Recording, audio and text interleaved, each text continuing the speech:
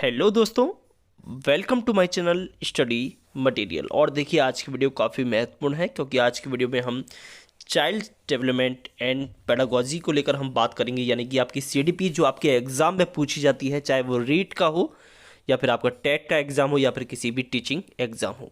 तो आज की जो 50 जो प्रश्न है आपके एमसीक्यू काफ़ी महत्वपूर्ण प्रश्न है। तो चलिए दोस्तों वीडियो शुरू करते हैं। वीडियो को पूरा देखें और लास्ट में कमेंट भी करें कि आपको वीडियो कैसी लगी, क्योंकि जो एमसीक्यू हैं ये आपके प्रीवियस पेपर पर आधारित हैं। तो चलिए दोस्तों वीडियो शुरू करते हैं। देखिए दोस्तों, पहला प्रश्न है हमारा, विशिष्ट से सामान्य का सिद्धांत निम्नलिखित में से किस में उपयोग होता है। पहला ऑप्शन है आपका आगमन विधि, दूसरा है आपका संश्लेषी विधि, तीसरा है आपका निगमन विधि और चौथा है आपका विश्लेषण विधि। तो इसका आंसर क्या होगा दोस्तों, फट से हम जवाब देंगे। तो इसका आंसर है आपका आगमन विधि। ठीक है ना, इसका आंसर आगमन विधि। दूसरा प्रश्न है हमारा, अल्बर्ट बांडुरा का प्रस्तावित अधिगम सिद्धांत कौन सा है। ऑप्शन है आपके सामने, ए आपका शास्त्रीय अनुबंधन सिद्धांत, सेकंड है आपका संज्ञानात्मक सिद्धांत, तीसरा है अंतर्दृष्टि सिद्धांत और चौथा है यहाँ पर सामाजिक अधिगम सिद्धांत। तो इसका आंसर क्या है दोस्तों, इसका आंसर है चौथा, यानी कि आपका सामाजिक अधिगम सिद्धांत जो है आपके अल्बर्ट बांडुरा से संबंधित है। तीसरा प्रश्न है आपके सामने, रेमंड केटल द्वारा कितने व्यक्तित्व कारक प्रस्तावित किए गए हैं। ऑप्शन है आपका, ए 5 कारक, बी 14 कारक, सी 16 कारक या फिर डी आपका 18 कारक। तो इसका आंसर है दोस्तों आपका सी आपका आंसर है इसका, यानी 16 कारक जो हैं रेमंड केटल द्वारा प्रस्तावित किए गए हैं। किसके लिए, व्यक्तित्व कारक के लिए। ठीक है ना।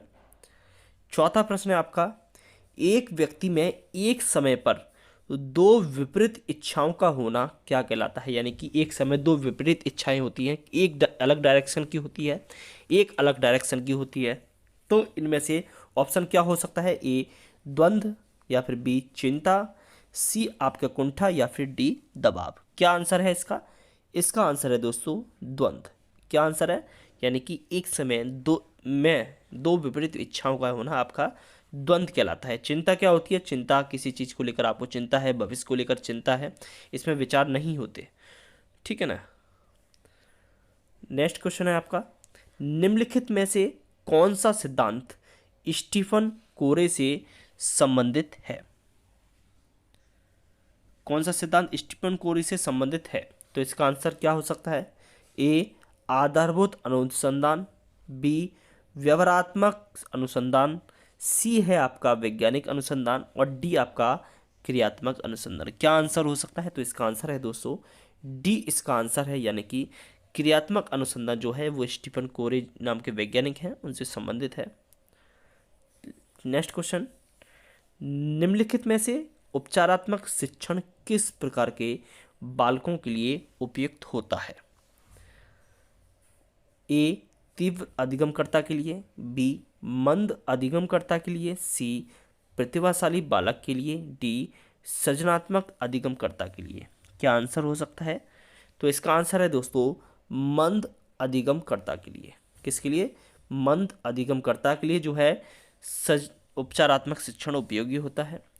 नेक्स्ट प्रश्न है आपका, शिक्षण की खेलकूद विधि किस सिद्धांत पर आधारित है। ऑप्शन है आपके सामने, ए शिक्षण की विधियों के सिद्धांत पर, बी वृद्धि और विकास के सिद्धांत पर, सी समाजशास्त्री सिद्धांत पर या फिर डी शारीरिक शिक्षा सिद्धांत पर। क्या ऑप्शन हो सकता है, तो इसका आंसर है दोस्तों वृद्धि एवं विकास के सिद्धांत पर जो है खेलकूद विधि आधारित है। ठीक है ना। नेक्स्ट प्रश्न आपके सामने, एनसीएफ 2005 की राष्ट्रीय संचालन समिति के अध्यक्ष कौन थे। क्वेश्चन बहुत उपयोगी है। ए आपका प्रोफेसर जो कोठारी जी, बी मेहरोत्रा जी प्रोफेसर, बी प्रोफेसर यशपाल, सी प्रोफेसर राम मूर्ति। क्या आंसर है इसका, तो ये आंसर है इसका सी, यानी कि सी आपका है प्रोफेसर यशपाल। नेक्स्ट प्रश्न है आपका, आरटीई अधिनियम यानी राइट टू एजुकेशन अधिनियम जो है 2009 किस समूह के बालकों के लिए उपयोगी है? ये क्वेश्चन आपका अभी केवीएस में भी पूछा गया था। ए आपका 5 से 12 वर्ष के लिए, बी 12 से 18 वर्ष के लिए, सी 7 से 15 वर्ष के लिए, या फिर डी 6 से 14 वर्ष के लिए। क्या ऑप्शन हो सकता है? इसका आंसर है दोस्तों डी, यानी कि आरटीई अधिनियम यानी कि राइट टू एजुकेशन अधिनियम जो है 6 से 14 वर्ष के बालकों के लिए उपयोगी है। नेक्स्ट है अपना प्रश्न, निम्नलिखित में से कौन सा दैहिक अभिप्रेरक नहीं है? दैहिक का मतलब शारीरिक से मतलब होता है। ए है आपका उपलब्धि, बी है आपका भूख, सी है आपका प्यास, या फिर डी नींद। क्या हो सकता है? तो इसका आंसर है उपलब्धि। उपलब्धि दैहिक यानी शरीर से संबंधित नहीं है, यानी और भूख यानी भूख के बिना आप रह नहीं सकते, प्यास और नींद के बिना ये चीज़ें आपकी शारीरिक आवश्यकता है। नेक्स्ट प्रश्न आपके सामने, शिक्षण अधिगम का मनोवैज्ञानिक आधार किस पर निर्भर करता है? ऑप्शन है आपके सामने, ए अध्यापन शैली पर, बी विषय वस्तु पर, सी भाषा पर, या फिर डी आपका सामाजिक आर्थिक स्तर पर। किस पर इसका आंसर है? तो आपका आंसर है ए अध्यापन शैली पर जो है शिक्षण अधिगम का मनोवैज्ञानिक आधार निर्भर करता है। नेक्स्ट प्रश्न आपके सामने, आरटीई अधिनियम 2009 यानी राइट टू एजुकेशन अधिनियम 2009 के अनुसार प्राथमिक विद्यालयों में विद्यार्थी अध्यापक अनुपात क्या है दोस्तों? ऑप्शन है आपके सामने 25:1, 40:1, या फिर 35:1, या फिर 30:1। आपका ऑप्शन क्या है दोस्तों?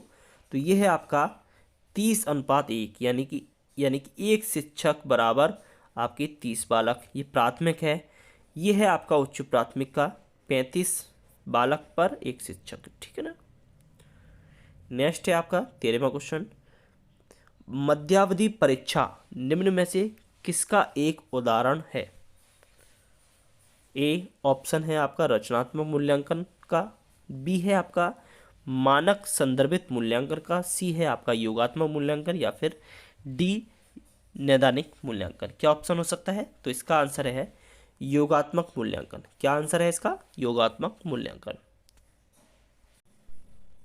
नेक्स्ट प्रश्न आपके सामने, निम्नलिखित में से कौन सा वंशानुगत रोग है? ये भी आपसे क्वेश्चन पूछा जाता है।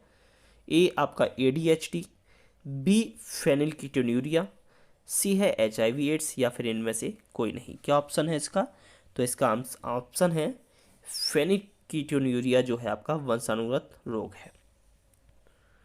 15वां प्रश्न है आपका, निम्नलिखित में से कौन सा बुद्धि का प्रदर्शन परीक्षण नहीं है? ए ऑप्शन भाटिया बैटरी परीक्षण, बी कैटल का संस्कृति मुक्त परीक्षण, या फिर सी स्टैनफोर्ड बिने परीक्षण, या फिर डी आपका रेवेन का एसपीएम। क्या आंसर हो सकता है इसका? तो इसका आंसर है दोस्तों एक स्टैनफोर्ड बिने परीक्षण जो है बुद्धि का प्रदर्शन परीक्षण नहीं है। बाकी के ये तीनों जो हैं बुद्धि के परीक्षण हैं ये तीनों। 16वां प्रश्न है आपका, जीन पियाजे के अनुसार संज्ञानात्मक विकास की अंतिम अवस्था कौन सी है?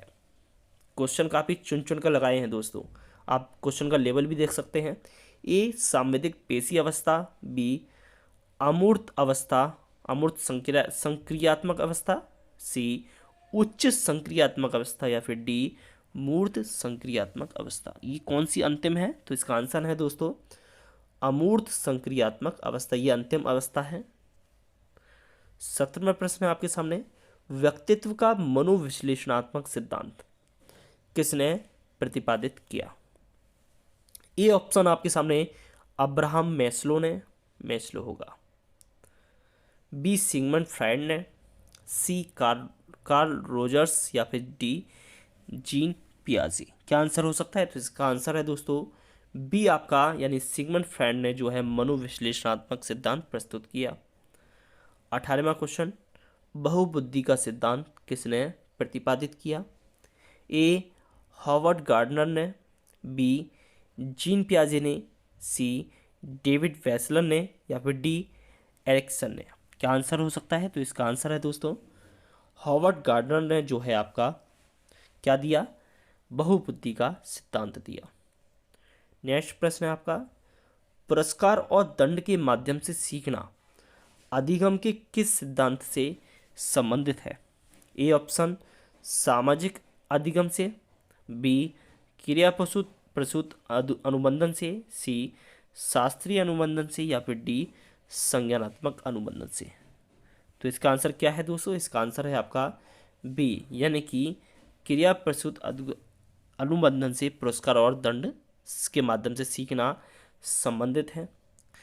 20वां क्वेश्चन, कौन सी प्रक्रिया बाल्यावस्था के दौरान सीखने से संबंधित नहीं है? नहीं है, याद रखना, सीखने से संबंधित नहीं है। इसके ऑप्शन है पूर्व अनुभव, या फिर चिंतन है, या फिर कल्पना है, या फिर तर्क है। क्या ऑप्शन हो सकता है? तो ये है आपका तर्क, जो है बाल्यावस्था के दौरान सीखने से संबंधित नहीं है। 21वां क्वेश्चन है आपका, कौन सा विकास नोम चॉम्स्की से संबंधित है? ये आप जानते भी होंगे। ए नैतिक विकास का सिद्धांत, नैतिक विकास, बी भाषा विकास, सी सांस्कृतिक विकास, और डी संज्ञानात्मक विकास। तो इसका आंसर है दोस्तों भाषा विकास से जो है नोम चॉम्स्की संबंधित है। 22वां प्रश्न आपके सामने, स्वप्न स्वभाव में दिखाई देने वाली व्यक्तिगत विभिन्नताएं आधार रूप से क्या होती हैं? ऑप्शन है आपके सामने अधिगमित, बी जन्मजात, सी अधिग्रहित, या फिर डी सांस्कृतिक। क्या ऑप्शन हो सकता है? तो इसका ऑप्शन है आपका जन्मजात, यानी कि बी इसका राइट आंसर है। ये आ गया आपका 24वां प्रश्न, सॉरी ये है आपका 23वां प्रश्न। पढ़ने से संबंधित अधिगम अक्षमता को क्या कहा जाता है?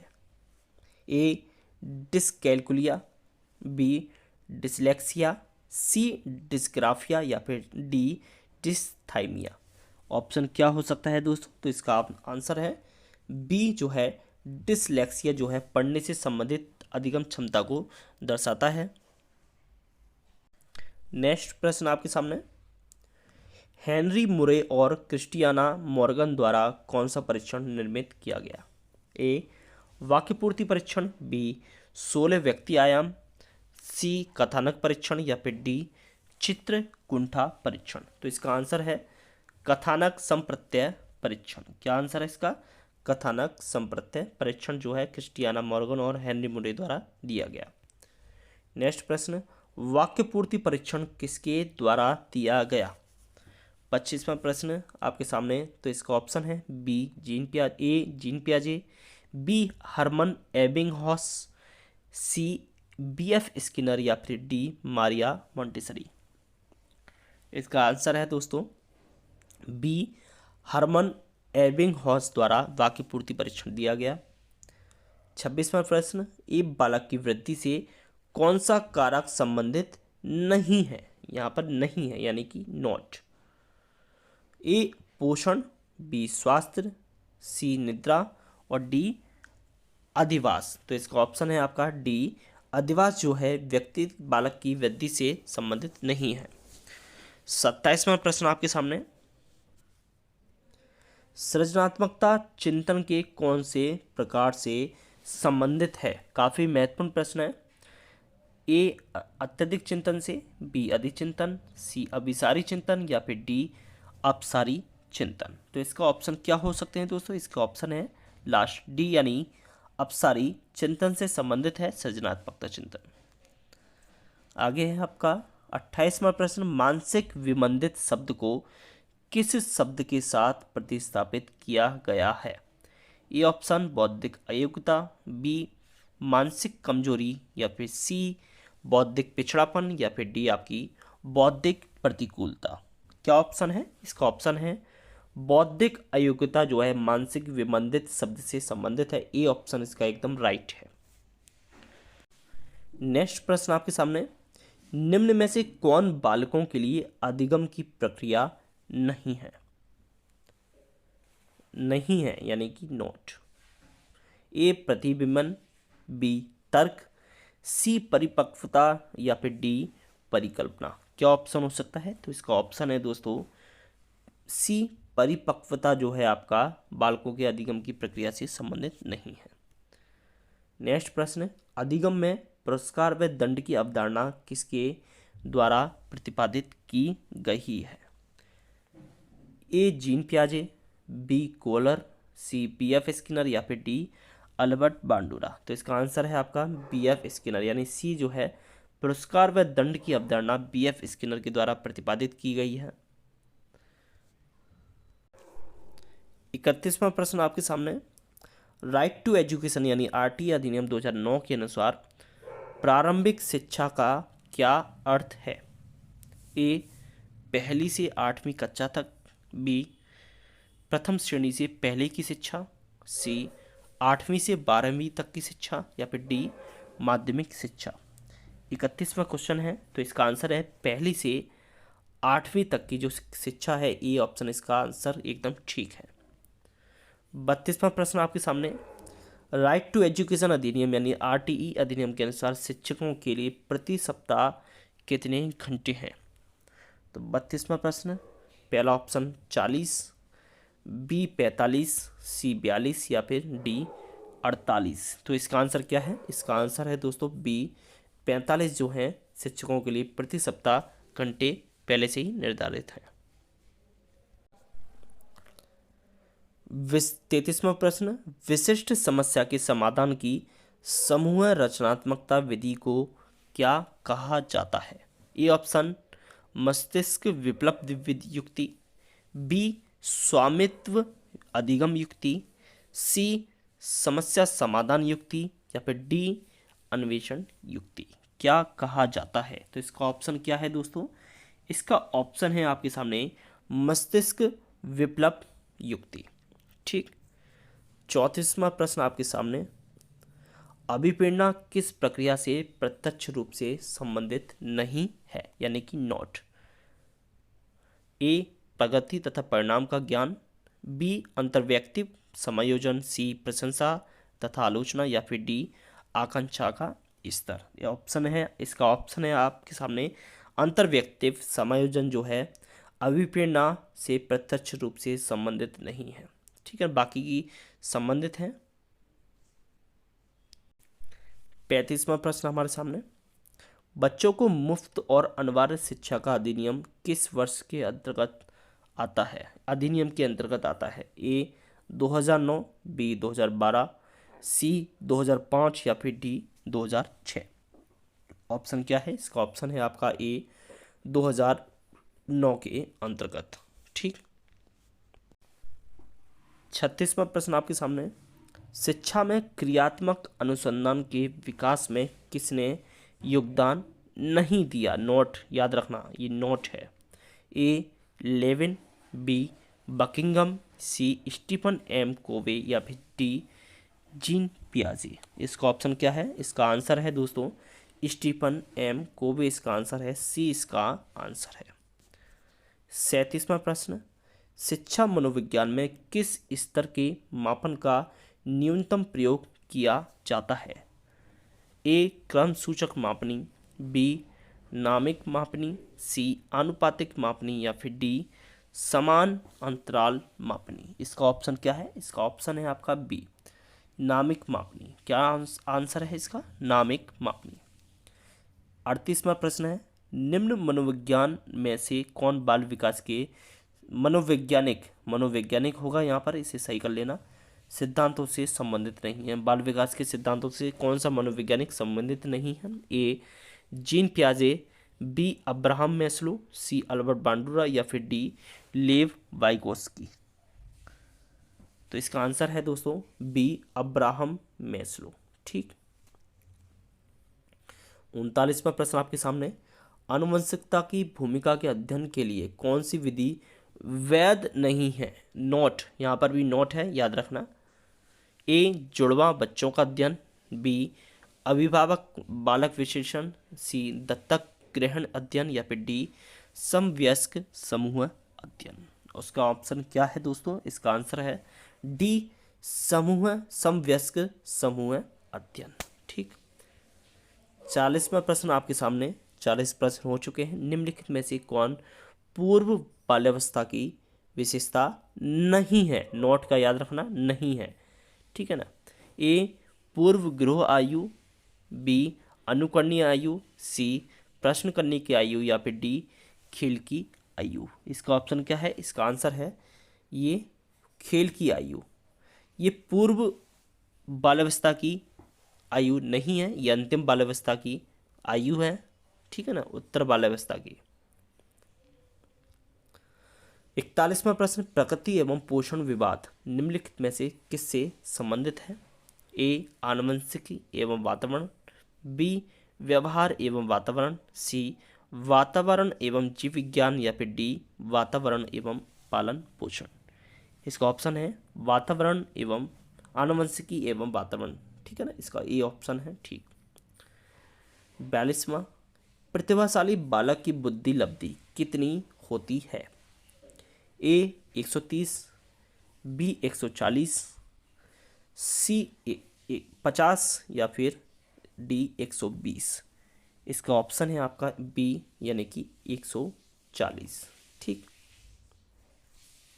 43वां प्रश्न आपके सामने, राइट टू एजुकेशन एक्ट यानी कि अधिनियम 2009 के अनुसार किस प्रमाण पत्र के बिना कोई विद्यालय स्थापित नहीं किया जा सकता? ठीक है ना, किया जा सकता। यहाँ पर हमने क्वेश्चन थोड़ा रह गया, यहाँ पर इसे सही से लिख देंगे, किया जा सकता। ए प्रशंसा, बी मान्यता, सी नियम एवं शर्तें, या फिर डी प्राधिकार। तो इसका आंसर है डी, मान्यता के बिना कोई भी विद्यालय स्थापित नहीं किया जा सकता।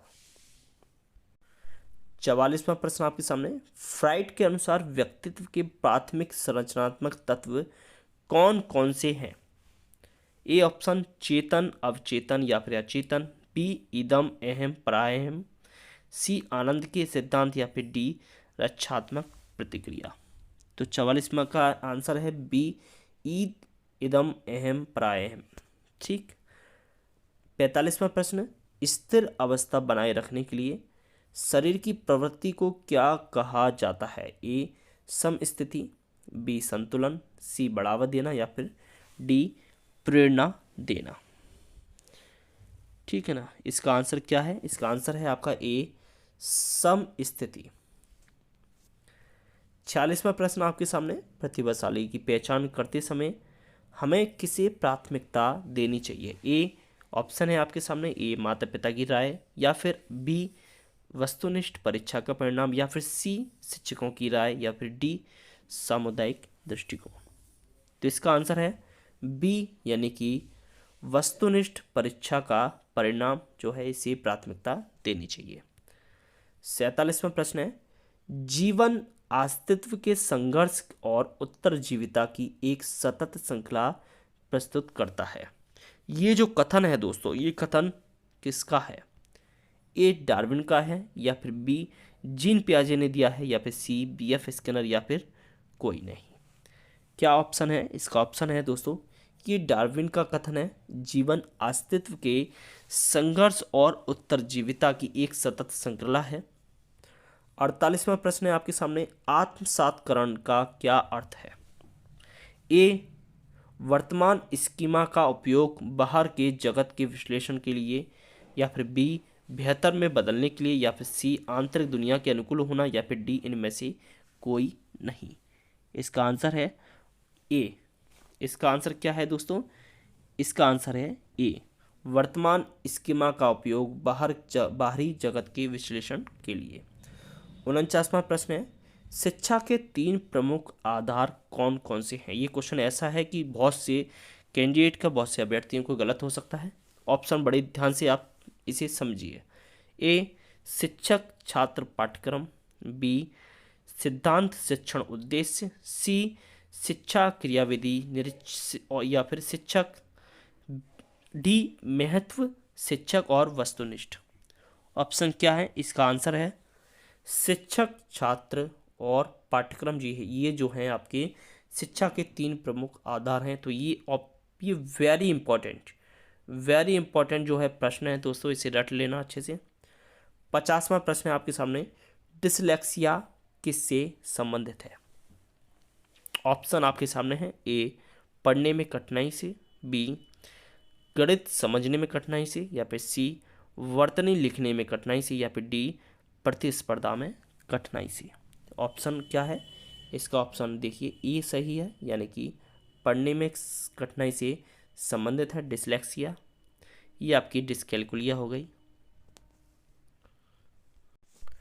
तो दोस्तों ये कुछ प्रश्न थे 50 MCQ, ये प्रीवियस ईयर के क्वेश्चन हैं, ये हमने अलग अलग एग्ज़ाम से उठाए हैं। तो उम्मीद करते हैं कि आपको प्रश्न अच्छे लगे होंगे।